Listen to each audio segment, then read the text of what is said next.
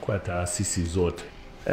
Tija inaanza kwenye management ya manpower. Nasema hivyo kwa nini? Kwa sababu tukiwahudumia vizuri watu wa chini yetu, watatusaidia vizuri kufikia malengo tunayojiwekea. Kwa hiyo twende tukashikamane, tujenge teamwork, tufanye kwa pamoja, ili kwa pamoja tutafute tija tunayoikusudia. Tija isipoanza na sisi haiwezi kupatikana kwenye kile ambacho tunakipanga. Kwa hiyo mimi naomba sana, twendeni tukafanye hivyo. Najua mnafanya, lakini tuongeze kasi ya kufanya hii.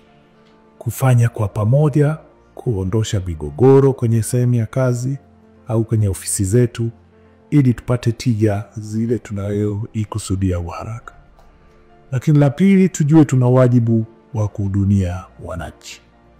Wananchi wanatuangalia sisi kama daraja na kutafsiri kile ambacho wanakikusudia kukipata.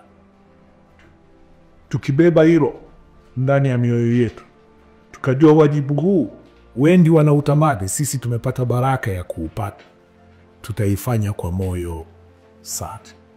Tutaifanya bila kuangalia muda wala kuangalia chochote. Tutengeneze mazingira ya kufikiri na ufikiri njia ya kutafuta matokeo.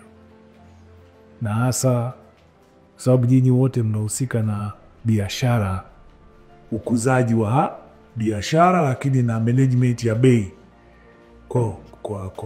kwa bidhaa ambazo unazisimamia kwa namna tofauti, kubwa kuongeza tija kwa wananchi. Wewe naomba sana tukae kwa pamoja, tufikiri namna ya kuongeza tija kwa kiwango kidogo cha zile tozo, ili zisiwe burden kwa mwananchi. Hayo nadhani ndio makubwa. Mwisho ni washukuru, pende tukafanye kazi, sisi tutawapa ushirikiano na nyinyi tupeni mshirikiano ili gwende pamoja. Asante.